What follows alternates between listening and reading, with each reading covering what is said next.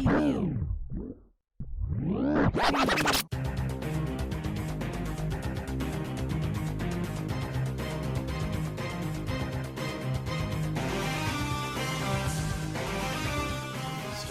I don't think it's even Todd McFarlane by issue 50 anyway. Do you get kicked out of your own comic? I don't know.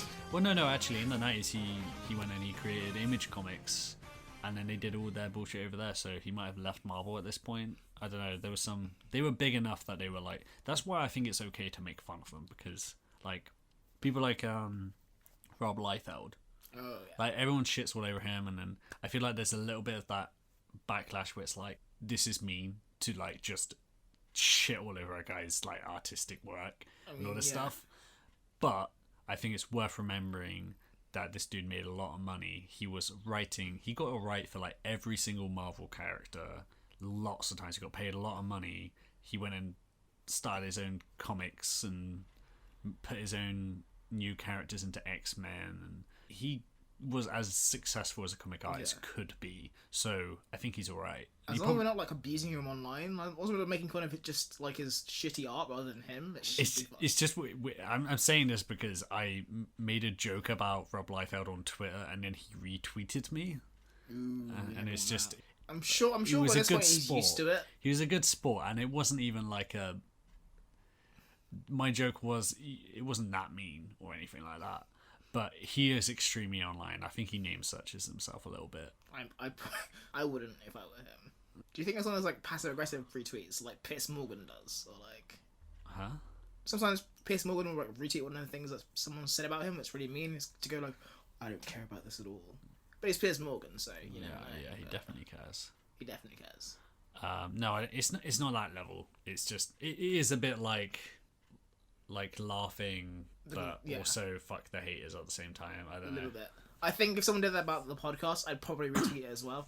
Yeah, but like you're not like reflective of like a regular human being. No, that's true. I was drawn by Rob Liefeld, that's why. I was wondering what the fuck was wrong with your feet. Why do you have all these pouches? What the fuck do you put in these pouches? You gotta just stop. You've got a phone, a laptop. What else do you need? But what if I want to put it in a different pouch? I don't like the pouches in right now. I want to like change it around so I never know what my phone is on me. Just going into the office with grenades on you. You never know, man. You know I'm very sensitive about my pouches. You've got a gun that's bigger than your legs.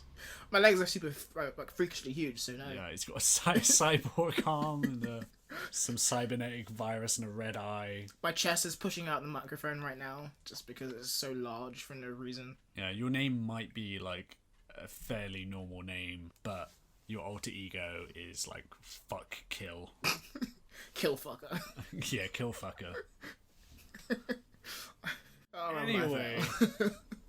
If only there were some smooth transitions into this episode. Something about Rob Liefeld made Cable and Deadpool, who are X-people. X-people are part of the Marvel series. But do you know what the first Marvel series was?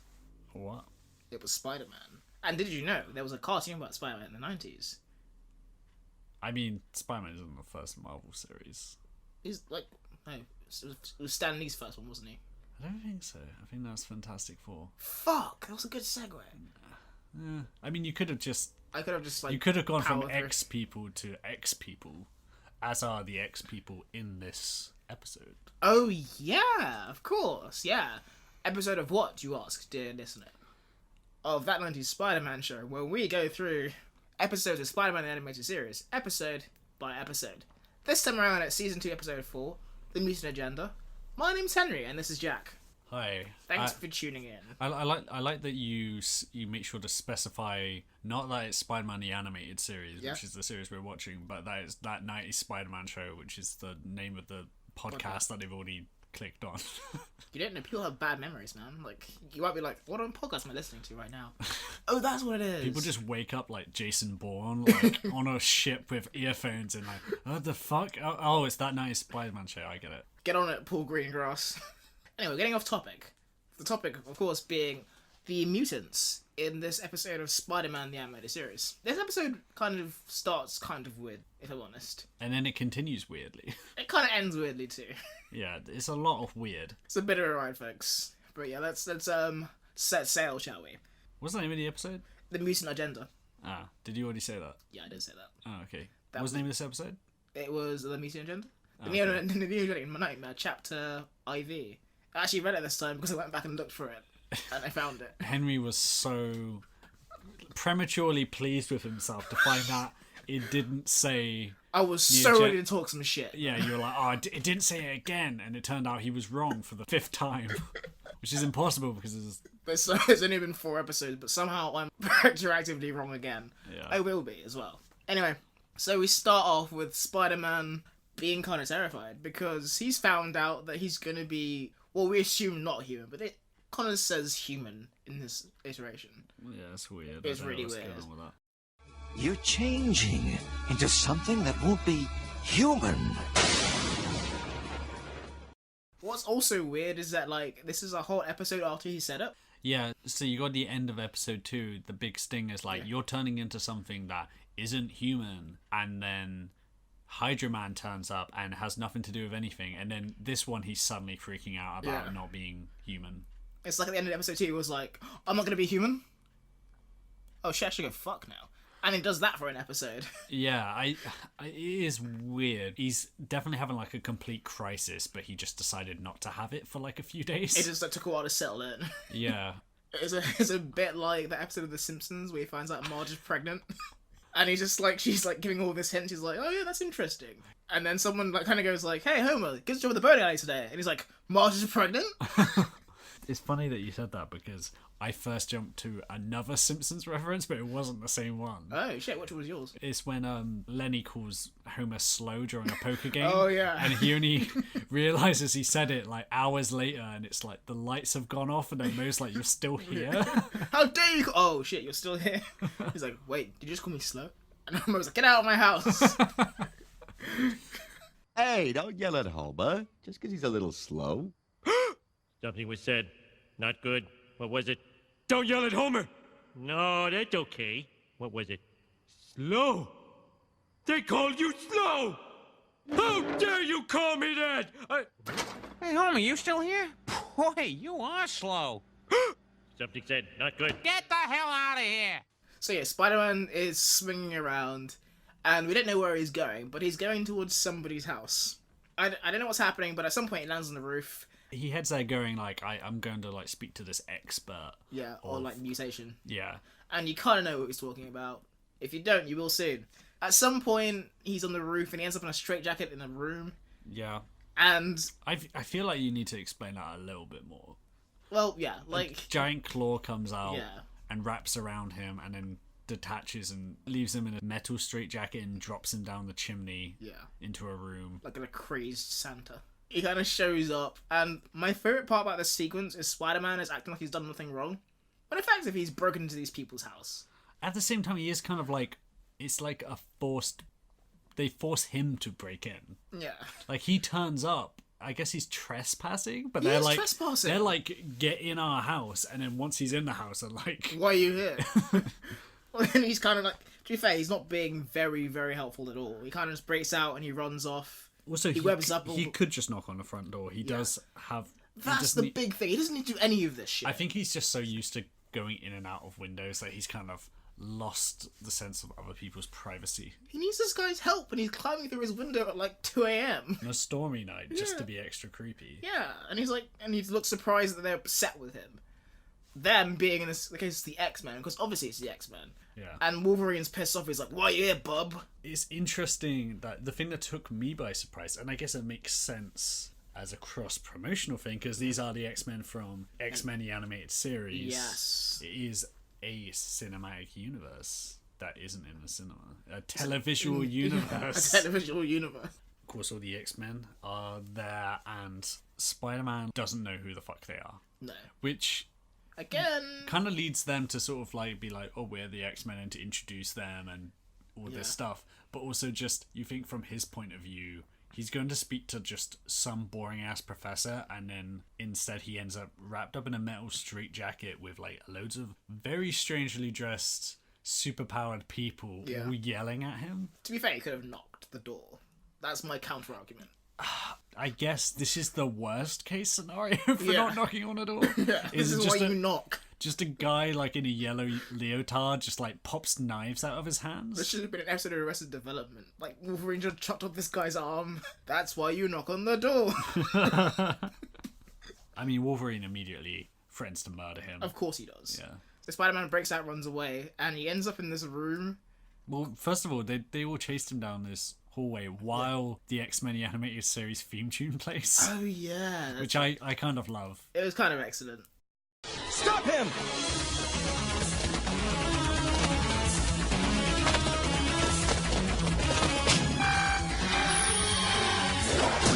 Whoa, close. I think it's as good a theme song, if not better theme song than the Spider-Man one. I think it's better. Yeah, but this is a podcast about Spider-Man. I want to be true to Spider-Man, you know? I don't want to be like, sorry baby, I like this theme song better. Sorry baby. Yeah, sorry baby. Anyway, with the backdrop of the theme tune in his head, he runs into a room, it kind of shuts it behind him, and he's in a weird like virtual reality room, which you soon find out is the practice room. The danger room. The danger room, as they say. Yeah, and a completely normal thing for a school to have. Of course, don't you have a danger room in your school? Yeah, and then also Gambit, who was there, by the way. Oh, do you know, like, was it just me? Did he sound like Foghorn Leghorn through this entire thing? That's the Gambit voice, man. Is that how it meant to sound? It's not. Do you mean Cajun? Cajun, yeah. Was that what Cajun? It sounded more like Texan to me. That's more like Rogue. Rogue's the Southern Belle. She's Southern, but like I don't know, he sounded very like Foghorn Leghorn to me. Either way, Gambit. I'll say there's a Sentinels in there.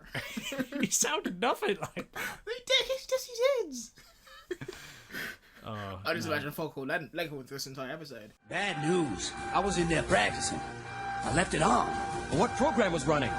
Deadly Sentinels. Well, either way, Southern accents aside, Gambit also just like remarks like, "Oh no, I left the danger room on." Yeah. Which seems like a fucking awful idea. Get your shit together, Gambit. You live in a house. Yeah, that's like leaving the oven on times 1,000. Yeah. There's a rota for that. Like, make sure you clean the danger room. Oh no, I left the room on that shoots lasers and blows up and shoots knives at you and it's on fire constantly. Gambit, our electricity bill's gonna be off the roof today. The danger room is one of those concepts which I always loved as a kid from like the X-Men cartoons and stuff, but like the more you think of it, just the less it makes sense. It makes no sense. On no level, like on a physical, like how does this work? But then also on a why would Professor Xavier build this in a place that's meant to be about housing, supporting, and educating? Effectively an orphanage. Yeah, and it's like I guess it's like a self-defense thing, but it's like a pretty extreme self-defense. It's pretty wild. Like imagine like an architect going like, yeah, this is where the danger room's gonna be. Imagine if you're a mutant, you go to this place because you're like, I've got nowhere else to go. I've got people are like racist against me wherever I go, and you turn up in this place and like, you need to learn some self-defense, and you're thinking that's good because I've had a lot of people be violent towards me because I'm a mutant, and then you get put in this room and it's like, yeah, plugged into the Matrix. And they're like, yeah, and this is what happens if aliens attack. This is what happens if you get launched into space and you can't breathe, and there's a dragon there and it's shooting fire at your face, and you're like, why would I join up with this team? I came here to be safe. Why would I need to learn that? You were like, no, I'm gonna go now. And then Professor X is like, oh, sorry, I'm gonna leave now because I'm betrothed to this alien queen. Yeah. And then disappears. The X-Men are fucking crazy as shit. Oh, that's an actual plot you're referencing. Oh, yeah. I think it even happens in a cartoon. There's a lot of weird shit with X-Men. Oh, God. It's so... I've never really got into loads of X-Men comics. I have read them, but I never got really deep into it because there's so many, and you think how bonkers like Spider-Man gets, and that's just one character. Imagine if every character had a clone saga. Oh my god! You know, because they've all like died and come back to life. Jean Grey's died multiple times. Oh yeah, she's died like 5 times, I think. Yeah. Like, and I'm not exaggerating. I think it's 5 times. That doesn't surprise me. I know Colossus has died. Wolverine, he died recently. Actually, I think he's still dead. There's all this kind of shit, and then there's also like the melodrama, like the soap opera shit. Yeah, all the family shit that happens when you put so many people in Yeah, the like, same oh house. no, Mystique is Nightcrawler's mum. Oh no, Gambit left the danger room on. Which brings us back to this episode. So yeah, Spider-Man is in this room and he's like, what the fuck is this? And Gambit reveals he left it on the Sentinel setting, which is the worst setting to have. Yeah, the giant robot setting. Yeah. So Spider-Man fights those guys for a while. He kind of holds his own for a little bit, which is interesting. But eventually they kind of like outmatch him. He's about to be killed by these things, or so he thinks. Yeah. And then the X-Men come along and they kind of like do their thing. And Storm takes him out with the power of lightning. Yeah, she does a lot of fucking lightning in this. Which leads to the best line, which is her doing her grand summoning of the power, going, "Spirits of wind and conquering storms, give me the power of lightning."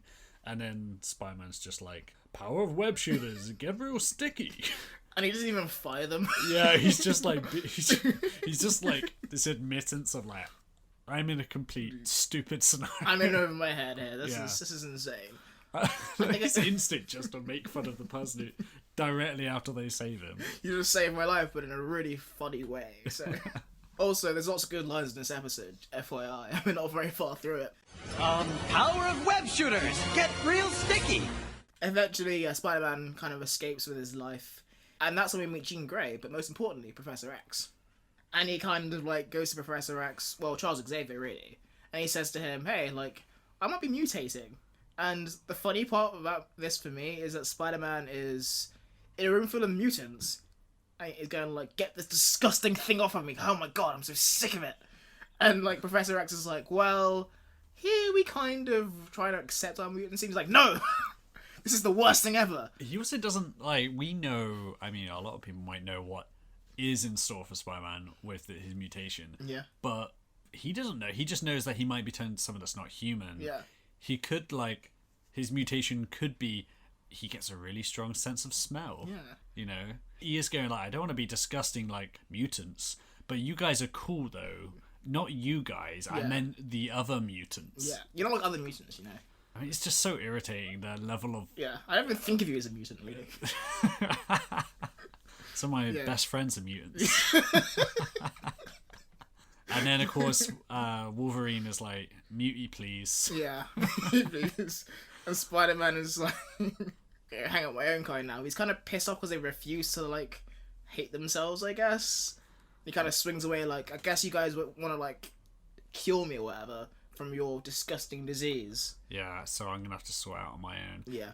This, I think, is interesting because that whole scene plays out exactly like this kind of thing would in a Stan Lee comic in the early Spider-Man days.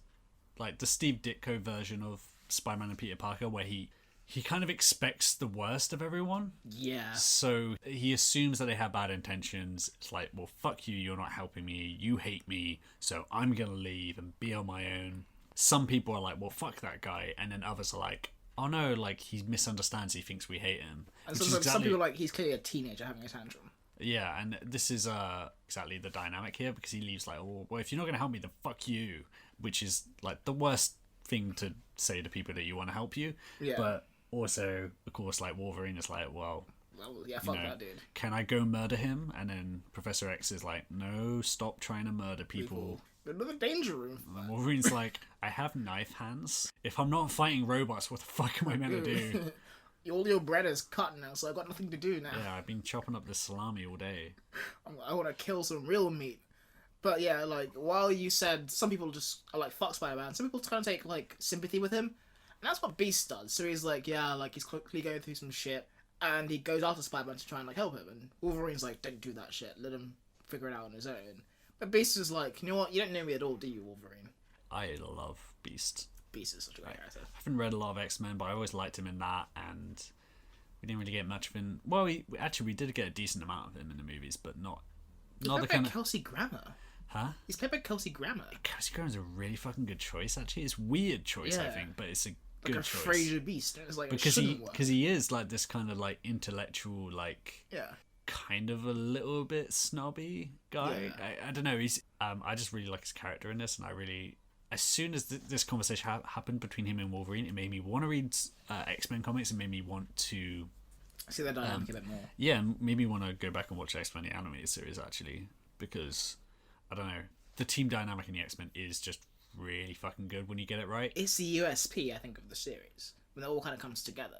I think the problem with X-Men is that their own bullshit storylines are so convoluted that it kind of ends up defeating itself a bit. Yeah. But I think there's like this golden era of like X-Men comics which are meant to be kind of like unassailable. And I probably will read them one day once I power through the Clone Saga. Yeah, maybe when I've read every single Spider-Man comic. If that day ever comes. To be fair, what have I done? I've read, I'd say like probably half of the comics between 2005 and 2010. Okay. And then like all of the comics 2010 onwards. All of the comics from 1963 to 1994. That's a fair amount. And you did it in like a year and a half? Yeah, some of them I'd already read. No one's going to get me to read Maximum Carnage again. Fuck that noise. Fuck that noise. Oh shit, what if I have to do it for this podcast? Oh god, I can't wait for that comic origin. I'm not even gonna let you interject. I'm just gonna be like, and then Demo Goblin turned up and shot his demon fire glider into the Punisher, who hit into Captain America, and then Iron Fist punched Doppelganger in the face. And you'll just have to deal with it. I just have to deal with that in the same sentence. Did that actually happen, or are you just making a joke? I don't know if exactly that sequence of events happened, but all those characters are in it. Oh, brilliant. We should probably press on, because we're not even like... We're in scene 1 of this episode, so we should probably... So, scene 2, we kind of cut to a warehouse where a mysterious man walks in with a watch, but most importantly, a briefcase. We don't know what's in the briefcase, and we kind of see him, like, approach a shadowy figure. But then he starts to talk, and you're like, oh shit, it's my nemesis, the Hobgoblin. Yeah, it's Luke Skywalker. It's the Joker. It's Mark Hamill, folks. He's back. He's alive. We don't know where he went, but he's back. And he kind of takes this briefcase, and he implies there's money in it, with another excellent line from this episode. I want to be alone with all my favourite presidents. Which sounds like something like a rapper would say in like the late 90s. It's an excellent line. Yeah, like I mean... P. Diddy would say that kind of shit. Yeah, I'd be surprised if there isn't a rapper that have named themselves after Hobgoblin. There almost definitely because there's one with like Tony Stark and the Doctor Doom master MF Doom and Iron Man played. Well, I've already said that, but there's loads of like, for some reason comics became a place like a reference point for rappers in the 90s. Yeah, and then I feel like that's kind of stopped now, because now they're just like the biggest pop culture thing, and it's kind of not really a niche reference anymore. No. I think, yeah, there's a whole, like, cultural thing with that and anime as well. Like, rap culture, anime, comics are very... Like, this is a whole tangent we don't really have time to... We could go on this forever, but we should really try and get through this episode. But that's a really good point. Yeah. How does anime play into mutant culture? I don't know, but, like... Do you think they would have, like, their own, like, scene? Because they are a marginalised group of people. They must have their own type of music. You reckon, like, Beast is into Biggie Smalls or something? Well, I think like Beast will be making beats. I mean, it is an anagram of his name. Jesus Christ! It's not even a Henry joke. It's not even a complicated anagram. We're just moving 2 letters. So it's like. So Beast lays down some beats. It's Eminem's Beats Feats Beast. Anyway. So yeah, the unsubscribe button's like right in the top left, so if you wanna... No, it's implied that Hobgoblin is extorting this gentleman with the briefcase, now separated from his briefcase. He kind of walks away, but as he does, this man with the briefcase, formerly with the briefcase, he kind of plays with his watch and blows up the building. So the building is on fire now.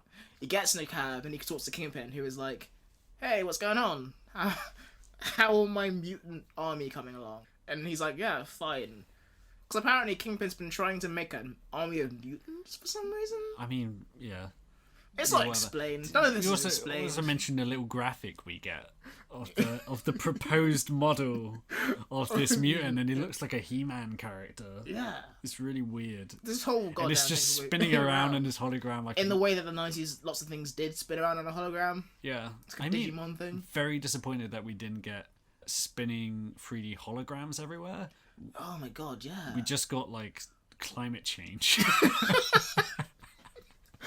This is the worst timeline. This is the darkest timeline. The darkest timeline. Yeah, we got screwed. Where's my goblin glider? Why am I just poor? Why is the economy so fucked? If the economy's fucked, can we at least get some laser guns? Can this be a vampire person as the planet burns? Yeah, why not? Why does this radiation just slowly kill me?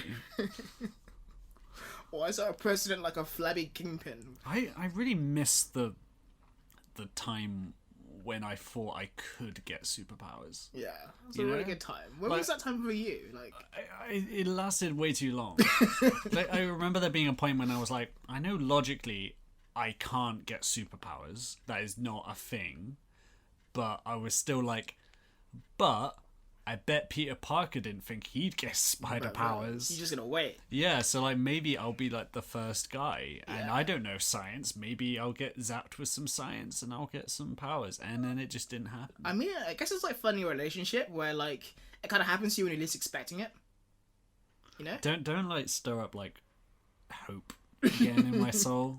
You gotta like keep your heart open to having superpowers. You know? Yeah, it is a. You deserve to have superpowers. Everyone is inherently worthy of superpowers. Yeah, is it worth having superpowers? That's the other question.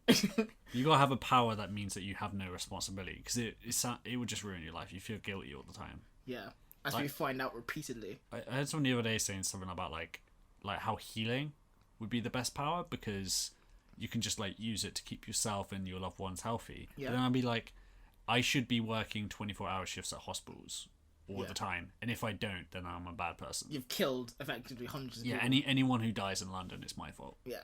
So that sucks. So no, I'd rather have the Introducing power. the medic. Yeah, what would a power? Yeah, everyone would be on your case. Like, why don't you go to Afghanistan and help the troops? And you'd be like, oh, I want to watch TV. I got to this really good episode of Succession. Let me watch. Yeah, Oh shit! Like 40 people just died while like complaining about this. yeah. I think I'd like maybe the power to watch TV and movies without time passing. That would be I think alright. low level like electricity powers. What's so I just can- like static shocks. Yeah, I can charge my phone Oh yeah, that'll be alright. and I can like turn on TVs without a remote. It depends how. It had to be quite low level, because if you're at a certain level where you'll give enough clean energy, then it's your duty Yeah. to become a clean energy source. No, it's like one battery at a time. I can't even fight crime with it. Like I'll just tickle like criminals, which is not what you want to do. Like ooh, You're gonna tickle criminals? it's like enough electricity to tickle a criminal, like a static shot every time. Oh, it's not. You're not going to tickle criminals. How's that to do with any of my powers? Like You brought it up. It's not it's my like a idea. figure of speech. Is it? I feel we're like tapping into This is some a- weird dark yeah. thoughts. I was like go talk to my therapist. Yeah, like, he's gonna be like, okay, we need to like just stop this. This is not. It's clearly not working. You're beyond help. Yeah. Talking of things that are beyond help, let's get back to this podcast. Good God. What are we talking about? We're talking We're about. talking about the beats that Beast was laying. That's not even what we're talking about. Talking about like the kingpin, like Oh yeah, the mutant, like the he's spinning spinning his thing. hologram around. Yeah, we just went on some like glorious tangent. Anyway, yeah, that's what's happening. That's what's going down. And we found out also that Hobgoblin somehow survived all that. He's fine. He's pissed off because he almost died, but he's fine. So we cut to a facility where our man with the briefcase is revealed to be called Langdon. Yeah. Herbert Langdon. Yeah, working for the brand corporation. Absolutely. And we kind of cut to this like vat of chemicals, and he's like, it's almost ready. My research should be published. But I have to do one more thing before I do. And it's not gonna be evil, I swear. Yeah, definitely not evil. Spoiler alert, he doesn't go to an orphanage, unfortunately. Yeah, because he works for Disney. But Disney could definitely work at orphanages. Where do you think they get all their animators from? Yeah. Who do you think like populates Disneyland? Orphans. It's funny to let that die out. Yeah. So he's swinging around. They're swinging around all these trees, and Beast is following him. Where is he? He's in the Central Park jungle, is where he is. But he seems to be like, I think he's like near where the X-Men are, because they make a reference later that they're not that far from that far, and That's in Westchester. Yeah. Or at least it is in the comics, which is New York State, but far away from the city. I don't know where Westchester is. You're speaking Spanish to a Greek person right now. It's just like, I have no idea what you're talking about. I don't even have the context to know what you're talking about right now. Wait. I'm gonna quickly Google Maps Westchester, New York to see how far it is from... I want to know how Spider-Man got here. Do you remember before this, we were saying how this is what we're getting better with each and every time? Yeah, Henry made really, like, he kept his notes down minimal. Because we were like, just keep this one a bit shorter. Now, I feel like as soon as you become structured and sensible, I become an insane person. We'll just be like Oops, 4 hours long somehow. I accidentally looked up how I would get to Westchester by train. Wait, Westchester... Oof. How's the traffic in Westchester right now? Okay, well, it's like a 45-minute drive from Manhattan. Okay. It's sure. It's 30 miles. That's a long way to swing. Yeah, presumably maybe he got on a train like he did in episode 5. Are we going to remember episodes like that when we're on like episode 30? Definitely not. I don't know what we're talking about now. Yeah, no, it's not episode 5. I got it wrong. It's episode 1 of season 2. No, it's not 1. It's 4. Duck Ock. Oh yeah. He gets on the train. And also episode 10. And also season 2 episode 1. He gets on trains a lot. Yeah, this is some good knowledge you're dropping. Yeah. Almost as good as those beats that Beast is dropping. I don't know why that's so funny to me. Beats by Beast. In collaboration with Dr. Dre. Beats by Beast. Oh, amazing. So yeah, Beast catches up with Spider-Man. He's like, yo, do you want to try these headphones out? And Spider-Man's like, no. No, he tells him about the scientist who can help him with his mutations. And Spider-Man takes this information that could help him, and he tells Beast to fuck himself, effectively. Yeah. He just swings away. And the price that Beast has to pay for that kindness and empathy is to get shocked the fuck out.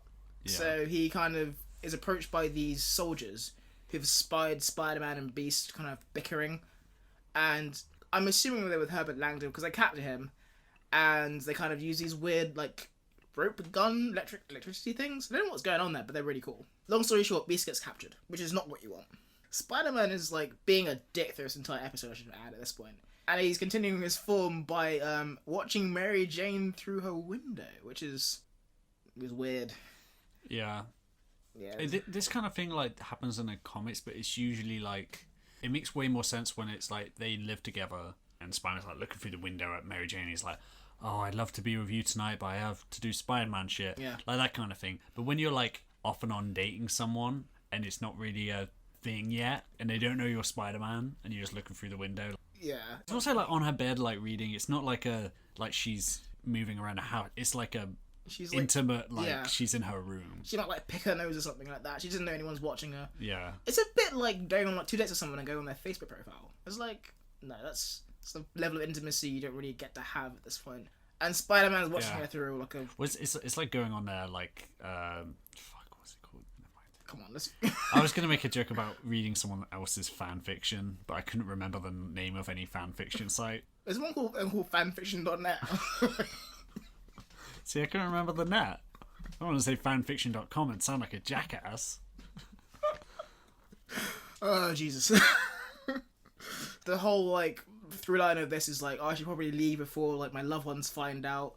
They don't want to see me as a mutant. They'd rather just me disappear without any kind of warning. He's being so melodramatic. Nothing has He's happened being a to him. bitch. He's being a proper bitch.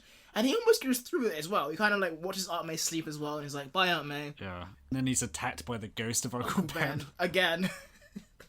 And he, like, looks at this frame painting of Uncle Ben that he just has on his wall. And honestly, like, if I was Spider-Man, I would have, like, these, like, Uncle Ben portraits all over my house. It would stop me from doing anything bad. Like, Yeah. You're in your room, you're like, oh, I should watch some pornography. Oh, Uncle Ben is watching. I should go jump instead. I will say that he has a quick memory of Uncle Ben where they're fishing and teaches him a lesson, and then he also has, like, a vision of Uncle Ben, like, telling him not to give up or whatever. Yeah. And it's so, like, quick and out of nowhere that it shouldn't work, but it actually kind of moved me. Wow. Really? I was like, this is some crazy shit. It's just like, it's very like rushed, but I don't know why. There's something about the Uncle Ben thing. It just like, I understand the sentiment, but they can't just go like, oh yeah, Uncle Ben's here. Like, it's very shoehorned in. But, it's super shoehorned in. but one thing I will say that made me kind of like laugh, despite also being like emotionally moved by it, is the fact that I was thinking when Uncle Ben said all this stuff about don't give up and what was it like, luck is just a combination of confidence, opportunity, and being prepared. Yeah, which is actually quite good advice. It's excellent advice. And all this stuff, I was like, I'm sure Uncle Ben meant all this. This is really good advice. But Uncle Ben didn't know that you were going to become a spider person and you were going to be mutating and fighting X-Men and being chased by people with laser guns and hobgoblins. His advice might differ a bit. He might be like, whoa, that's fucked, son. For me, it's funnier if he does know that's going to happen. He's like, Peter, one day you're going to be fighting a man in a goblin costume as he throws bombs at you. And you need to know to dodge those bombs. It's like that. One day I'm going to get shot on the street and it's going to be your fault. Is that in that Treehouse of Horror Simpsons episode where Homer goes back in time and he's like, oh, what was the advice my dad gave me on my wedding day? And he's like, if you go back in time, don't step on anything. It's just like the most relevant information ever. In a completely like nonsensical context. So yeah. Is this random advice from Uncle Ben based on a painting or a photo? I don't know at this point. That kind of inspires him to carry on. Yeah. And so he tries to keep fighting for the answer to his mutation problem. Cut back to the X Mansion where Gambit is flying around Jubilee and she's getting like airsick. Gambit is flying around Jubilee? In a plane, yeah. You mean Cyclops is... No, Cyclops not Gambit, Cyclops. Yeah, and Cyclops isn't flying around Jubilee. They're both in the... Yeah, he's flying her around, I mean. Yeah, you said back at the mansion. Oh. Back at the mansion, Gambit is flying around Jubilee. Just cut this entire exchange. I'm keeping it in. Good God. No, the most important thing to know is that Wolverine is asking where Beast is, and no one knows, because Beast has been captured, but Wolverine doesn't know this. Yeah, but Cyclops is doing donuts in their jet, what's it called, the Blackbird, I think? The Blackbird. Yeah, and he's like doing loop-de-loops in it he's constantly flying it upside down. Yeah. Just, I mean, fair to him, it's kind of I'd what show you off a do. bit. But Jubilee's like, I feel sick, and she's like, fuck you, bitch. I'm gonna put this motherfucker upside down. Yeah. And you don't see the pool of like puke which is like floating just off frame. But there is one. We find out that Beast is missing. And so Wolverine goes all Scooby-Doo on him. One thing I'd say to know about this, that we've got a lot of good Wolverine stuff in the movies, but one thing I think that is interesting we never really got is that you have like a loner like Wolverine joining a group of people where he can be accepted, and obviously like happens in the movies, he kind of bristles against it. Yeah. But he actually, in the comics and in that series, he becomes a part of it, and he becomes like fiercely defensive of them. Yeah. And he still has that gruff, angry violence to him, but he kind of directs at anyone who might harm his new family. And I think that's a really cool part of Wolverine, that in the movies, he like immediately has the hots for Jean, and it's just a bit aggressive. And that's it. Aggressive. And he hates Cyclops because Cyclops is a bit of a jerk and also is dating someone he likes. Yeah. And then he kind of gets on with Rogue, but then forgets about her after like a couple of movies. Yeah. And then apart from that, he doesn't really like. He's not really a team player. He's mostly like trying to be the leader. He's kind of having his own shit go on. To be honest, like, the only one I can think of him properly being part of the X-Men team is like X-Men 3, which I can't even remember anything about that movie. Yeah, you're probably good at that way. Yeah. And most of that movie is like him realizing that Cyclops is dead and him trying to fuck. Oh, Cyclops is dead, you say? He's like that one guy that like your a girlfriend knows. They're like, yeah, he's just my friend, but you know that like he's secretly into her. You know what I just realised? Yeah. And I'm not going to say what it is in case I'm spoiling this for someone. Yeah. But you know, X-Men 3 is just the end of Game of Thrones. Game of Thrones just remade the ending of X-Men 3. The mountainous juggernaut. Yeah. Like a boss-mode version of what you used to. Yeah, I mean... Wow, this is a whole other segue we need to like re-explore at some point, because they are weirdly similar. Yeah, it's almost like it's a trope of like female characters not being able to handle power. Yeah. Which it turns them into flying dragon Hitler. Yeah. They're gonna burn everything you love if you give a woman any kind of power. Burn the children. Burn the children, burn them all. Yeah, kill old men. Which both of them actually do too. I've lost where I am. Okay. But I think Hank McCoy, aka Beast, was laying down some beats. That's what he was doing. You ever notice how Beast is wearing a thong for this entire episode? I think it's just the X-Men thong that he has. It's really distracting. He could wear clothes. He's not the Hulk. Maybe he's just hot in them. He's not the Hulk, and he's not the Thing. Clothes would fit him. He's just a big guy. And even then, he doesn't need a banana hammock, you know? Yeah, it's really... To be fair, actually, I guess he's got fur. Like, we don't expect dogs to wear clothes. We put dogs in more clothes than Beast is wearing now. Dogs have been in more clothes than that. Yeah, I guess we see dogs wearing stuff now. But like a nice, like, I don't know, like flowing dress or something. I guess it is uncomfortable because you'd be like, around the house, you'd be like, can you put some clothes on? This is gross. But then also like, you have a different biology to me. You're covered in fur. That must be really hot. But even so, why would you pick the most uncomfortable looking banana hammock in history? Why like a nice, like, flowing boxers? You don't need like the tightest, like, leather banana hammock. Yeah. It's just impractical. He's showing off. He's definitely showing off. Hey, X-Men, look at my giant beast dog. Logan, my eyes are up here. Anyway. Good God. Why did you go on that weird tangent? I don't know. It just came to my head. I said that as a joke because it was my tangent and you just assumed it was yours. I just sit upon it. Like, I don't know. It just something. You're just thinking about that beast dong. Yeah. Can't get out of your brain. Yeah, stupid sexy beast. Okay. Feels like I'm wearing nothing at all. Nothing at all. He's wearing almost nothing at all. Yeah. Okay. Right. Wolverine, he's looking for Beast. He's going full Scooby-Doo. He's just sniffing the ground like, uh-oh. And he kind of smells Beast, and he smells Spider-Man. And he smells some really bad guys, which... Yeah. I smell evil and a sweaty beast dong. Ooh, that sweaty beast ball sweat.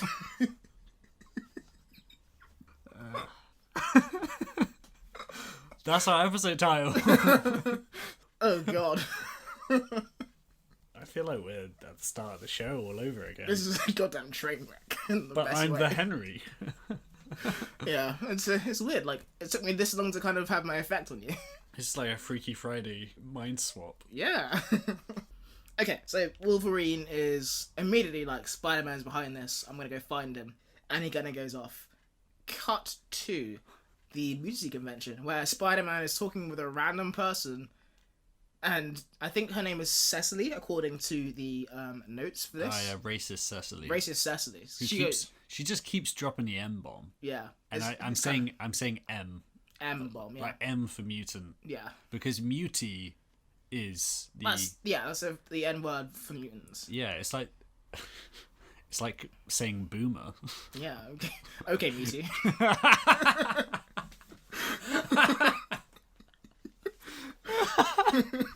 Oh, that feels kind of... There's something really weird about the word... Saying the word mutie out loud, because it's like a fictional slur. Yeah. And it's used like in this cartoon, but it is effectively like a slur for a marginalized group of people.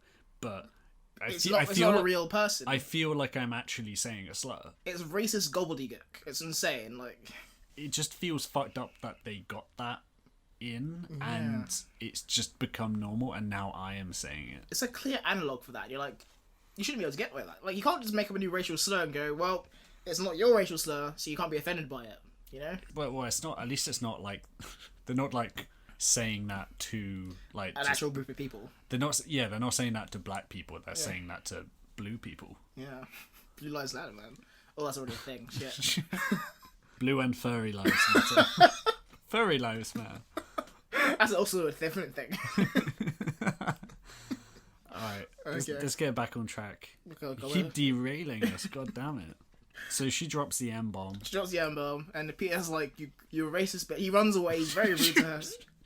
I just imagine that actually being dialogue in the show. She drops out, you racist bitch, and Just walked away. So basically what he does. I mean, it would be like, she comes out of nowhere with it as well. Yeah. He's like, hey, Seth. I Hey, just bit Cecily. my tongue. Okay. He's like, hey, Cecily, how's it going? She's like, I hate mutants. And he's like, what? Shit. I'm not racist, but those mutants. Is this episode like Peter learning that racism is bad? If this was like a real life thing, Peter would be so turning black, and he'd be like trying to figure that out. What? Oh, right, yeah, sorry. I got like distance from the episode and I was like, what? When does that happen in real life? And then it's all with the equivalent of that, like him just slowly turning into a black person. Yeah, and then you go to speak to a black guy and say, can you stop me from turning into one of you?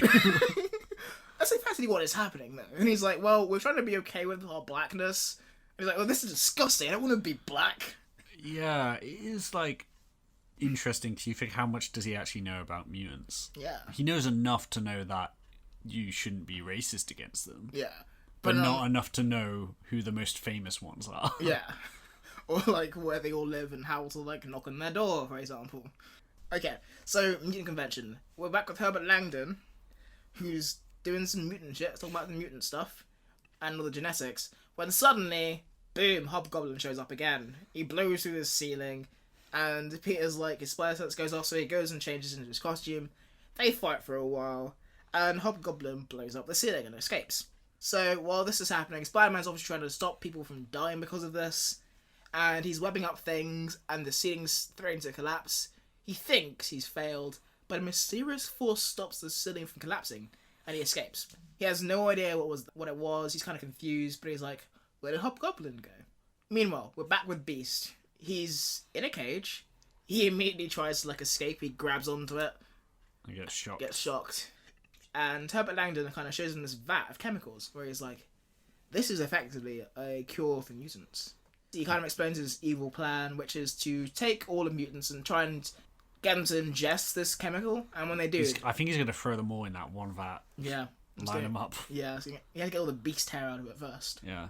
The various, like... Which then leads to Beast rightly calling it genocide, because he's going to, like... Yeah. Kill the shit out of them. Oh, also, hold up. Like, so, you can't say the word sinister on Spider-Man anime series, you can say the word genocide. Yeah. That doesn't make any goddamn sense. Yeah, because they can't say murder in this show. Yeah, but you can say genocide. They can't say murder because they can't... They have to say, like, destroy. He Yeah. was destroyed. They can't say killed or whatever. I mean, maybe it's because, like, genocide... Like, when you're a kid, genocide sounds like a cool, made-up comic book word rather than a thing that actually happens. All the time. Yeah. Maybe they wouldn't have got away with ethnic cleansing.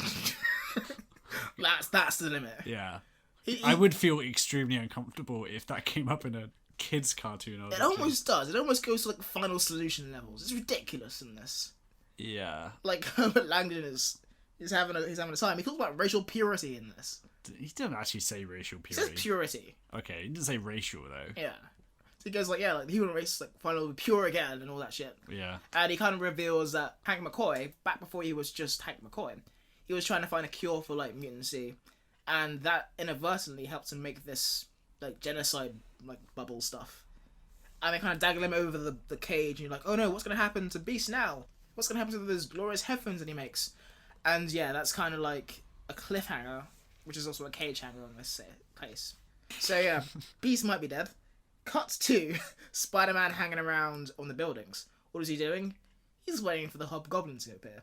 His spider sense goes off, and he sees him flying around. And then he does a move, which you might have seen if you've ever seen Spider-Man 3. This completely took me by surprise This is because fucking I great. saw him shoot this web line across this alleyway, and I thought, this is almost like that scene in Spider-Man 3 where he clotheslines Harry Osborn in his goblin gear and, like, completely fucks him up and puts him in an amnesia coma. It, like, gives him, like, serious brain damage. Yeah, he, like, fucks his brain up so much all he can do is, like, eat ice cream seductively and go yum. Yeah. Or whatever that line is. What a horrific brain injury. Yeah. He fucked him up so bad he hit on his wife. think he broke them up for a little while. Yeah, he gave the movie brain damage. Turned into a cooking show for like half an hour. That really weird, like, elaborate cooking scene that happened. Also, I would say, like, on a more positive side of the scene, before he finds them, you're quite used to in these shows them replicating shots a lot because it's just like a cost efficient way of doing it. But the way they shoot him, like looking for Hobgoblin and then spotting him and then catching him with a web line, they use like loads of really interesting shots, and I don't know, I just like felt like it was just really well done, and I was kind of surprised at how well directed that scene was. I feel like there's like instances of like actual like directorial competency in this entire show, which kind of just like peek themselves out and like, disappear again. It's not even like competency, but I feel like it's like a snippet of a scene that would be like, you know, in Spider-Verse or something like that. It's just like really like intelligent filmmaking, and then back to the bullshit. Yeah, it's almost like they're gonna. Sometimes I feel like maybe they'd want to do the whole episode like that, but they've got to churn out a certain amount on a limited budget. I think that's what it is. Yeah, there's some definite budget stuff here. Definitely some time constraints, because you remember like the bit in episode 8, I think, where like he's having like the costume fight with his symbiote stuff, and this whole like kaiju fight. Yeah, and that's really fucking great. You should do more of that, and they just don't do it ever again. Yeah, and that kind of thing is something that happens quite a lot. But yeah, at this point, the Hobgoblin's on the ground. He's been like somehow not dead, clotheslined into a trash can. Yeah. And he goes like, oh, what the fuck, dude? And Spider-Man kicks the shit out of it. But it's not even a close fight this time. Spider-Man's kind of like, hey, why do you want to kill this Herbert Langdon fellow? And he's like, I don't want to kill him. He's my bankroll. To which I kind of respond, you tried to kill him. What are you doing, Hobgoblin? Again, it's that thing of like doing criminal business shit in an insane way. Like he's doing out of an episode. He's just trying to blackmail him, but he's just doing it in a ridiculous way. He could have easily killed him for no reason. Yeah. It's like snapping the goose that laid the golden egg, and just like getting that goose and just like snapping its neck. Why would you do that? Why would you like fuck with the goose, Hobgoblin? But he reveals, right, that he's blackmailing Langdon with the information. The information that he's like trying to like wipe out all mutants. He's trying to become like this like decade's Hitler, effectively. Yeah. And Spider-Man's like, I don't believe you. And then he starts to go like, oh yeah, maybe I'll unmask you and find out. But then Wolverine shows up and he's like, hey, what's happened to Beast? And he's like, how the fuck would I know? And Wolverine, in his usual like kind of restrained and like thoughtful way, immediately tries to kill Spider-Man. Yeah. Immediately. And like as they're fighting in what is the worst fight I've ever seen. I think it's the best fight I've ever seen. One of them throws a trash can at the other one, and it's really funny. It's really like, you think about it, like it's like Spider-Man, like the hero of New York, and Wolverine, the most powerful X-Men, and they're just like having a scuffle. Like, yeah. It's like neither of them have ever fought before. It's like a fight I would have. Yeah, it's like you're like drunk at 3 a.m. outside of a club, like your girlfriend screaming in the back, like, guys, stop it, guys, stop it. Like, no, you fucking said that about you. And it's really funny because it's like zero proficiency, and Hobgoblin kind of goes like, oh, I'm gonna go away now and escape. But not before. He picks up a pumpkin bomb and he throws them at them as they writhe on the ground together. It's like a really just drunk UFC match. It's terrible. But yeah, this is the end of the episode because this is to be continued. How will Spider-Man and Wolverine get out of this one? Probably by letting go of one another. But we'll see next time. But yeah, the Hobgoblin is about to kill them both. And that's how we end. In this fight, nobody's gonna win except me.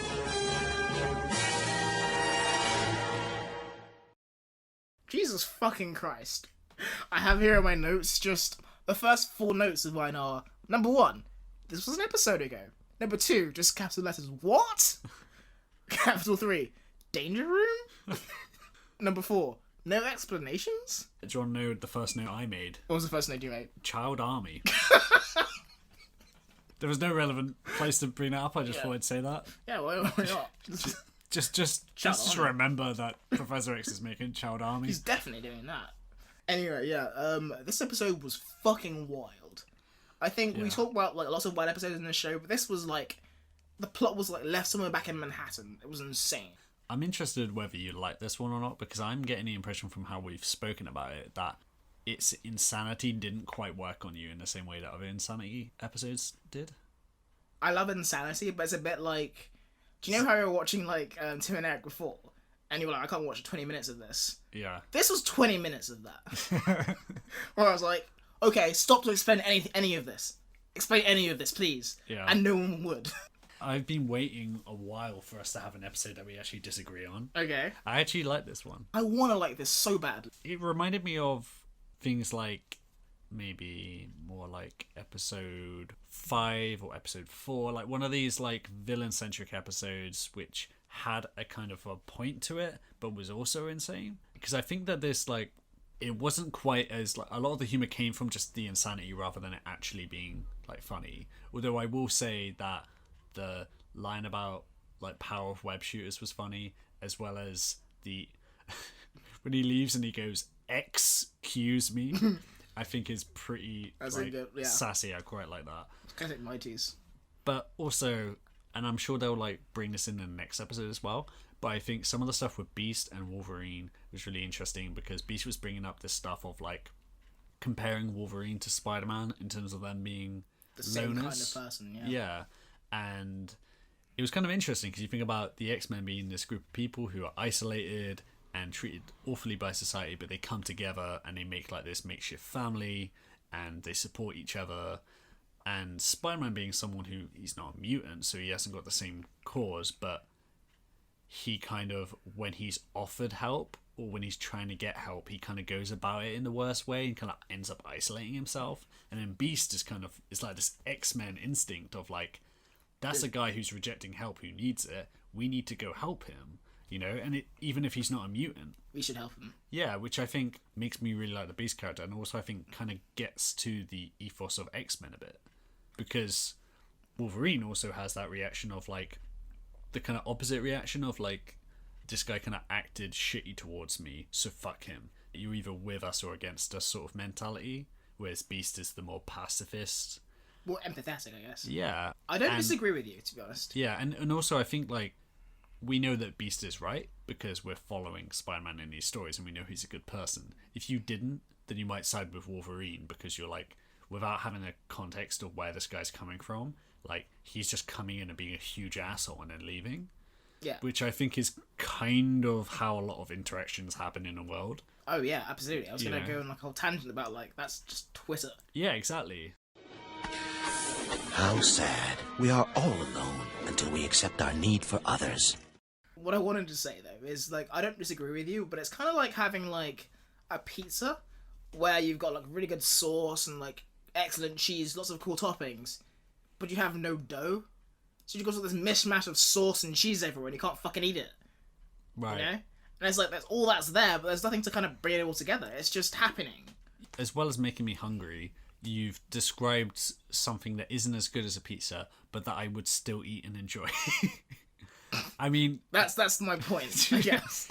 Like, just a pile of cheese is something that would taste good. Yeah, a pile of cheese and, like, great, like, ingredients, but you're like, this isn't a pizza, this is just a fucking cheese nightmare. Yeah, delicious cheese nightmare. I think this is, you know, the key difference between you and me in this episode is that I will eat just a pile of cheese. Yeah, you just eat it off, like, the floor, probably, like, just no qualms. I will admit, there was probably, like, a 10-year-old boy inside of me who was like, this is fucking great. Mm-hmm. But there was also me, like, going, like, this doesn't make any goddamn sense. Who wrote this shit? Oh, I'll tell you who wrote this shit. It was actually, weirdly enough, this is credited, at least online. One of the writers credited on this episode is J.M. DeMatteis. Okay. I don't know how to say his name if I'm saying it right. He's a comic book writer who's written some of the best Spider-Man comics I've ever read. Uh-huh.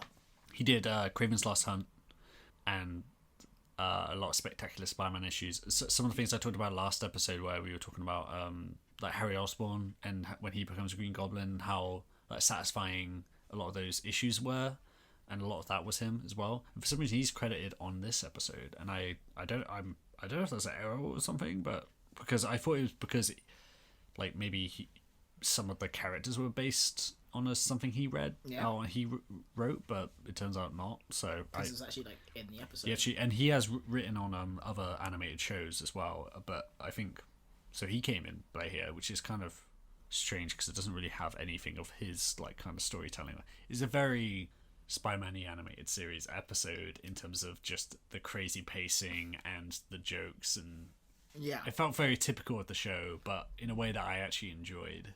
I think it's been done better before. It's not in my top 3 or anything, but I think No, it's I don't actually. hate this either, but it's just. But I think it might even be a top 5 for me. Like, No way. I think we guys agree to disagree on that. I'm glad. Yeah. I'm glad because before now we just liked all the same shit. No, yeah. It's just it's like pure sugar. It was like I was like, there's no, like, none of the beats kind of landed for me at all. Like, we were talking about Uncle Ben and all that. I was like, he literally goes like, I almost forgot about you, Uncle Ben. And from that point on, you're like, what the fuck? You know, I think a lot of this may have worked better if it come straight in from episode 2. Possibly. At the end of episode 2, he's kind of, I don't know, he's been dealing with these things of his powers leaving, that's fresh in his mind, and then he goes to his local GP and finds out, like, oh yeah, you're turning into something weird and I don't know what it is. And you're like, what the fuck? I need some answers. Oh my god, I'm turning into a monster. And then that's where he comes in. But because we had that interlude with Hydro Man, it's kind of hard to track where he is, because he comes into this episode like full throttle, like fuck everyone, and it feels a bit rushed and out of nowhere. I don't know why the episodes were in this order. The thing is, I think it must have been like some kind of, you know, sometimes TV things get like Shuffled around because of just behind the scenes bullshit. Yeah. Like I production think it, shit. yeah, I feel like it must have been that kind of thing. It has to have been.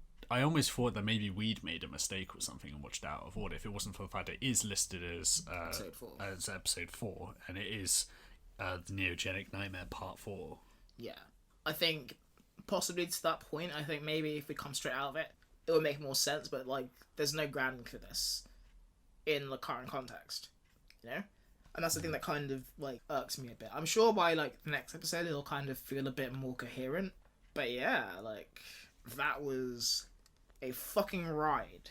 It was a fucking ride. And roller coasters, they're a thing. Can't wait to tune in next week and find out if Beast puts any clothes on. Spoiler alert, no he doesn't. No, he takes more off. Yeah, we get some like Beast Red Rocket. The font gets smaller and smaller. It just pushes the limits of material. But I know he's wearing like a G-string. Or an X-string. Oh shit. What would be the point of that? I don't know. It would be more painful if anything. I'm sure they wore that in the 90s. Like, Yeah. Emma Frost probably wore Absolutely. an X-string. She wear one of those like Borat mankinis. I mean, you're saying that, but there are like female characters in Marvel comics who wear that. Oh god. You know, where it's like the material is just covering a nipple. Yeah. Like It's just about. This is like legally the least material I could wear. Like if they moved their arm slightly, everything would come out. Yeah, it would just like twang across the room. It just fires off into the sunset. Yeah.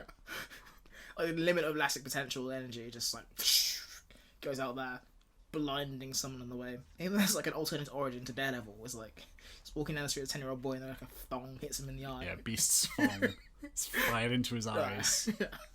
This mutant thong gave him superpowers. The ball sweat dripped into his eyes and blinded him. Radioactive ball sweat. Oh, what an God. embarrassing origin. Oh yeah, it was chemicals. Just regular old chemicals. Just toxic waste, it's Yeah. fine. Just very toxic waste. Before we get even more off track, Yeah. maybe we should tell people to check us out on social media. if you want to after this episode. Yeah, we promise it's not all like this. This is like probably going to be like the only one this happens to. But we have our Facebook, we have our Tumblr and our Twitter and our Instagram, which is all under That 90s SM Show. Yes, it is. And then we've also, you can email us at the 90s Spiderman Show @gmail.com. No hyphen. Yeah, no hyphen. Just to be sure. Even though there is a hyphen, Yeah, technically. there's a hyphen in the actual like character's name, but not in our email address. Yeah. Just all one word, please. And yeah, like if you hadn't noticed, this is the end of the episode. There's no comic book origin in this one because we decided to kind of leave it for the next one long, and you'll see why soon. Rate, review. Maybe like lead to review after this episode. Maybe. Yeah, review after next one, where we'll talk about balls less. We don't know that. I can make no promises. Yeah, I think I got all like my weird comments about beasts out of my system. I don't know. So next time we can talk about like someone else's butt. I don't know. There's a little butts in the show, actually. Good God, we need to end this podcast. Right, stop talking about butts. Jesus Christ. You could say bye. Bye. Bye, guys. I'm so sorry. Go about your lives. Sorry for wasting your time for an hour and a half. Oh my God.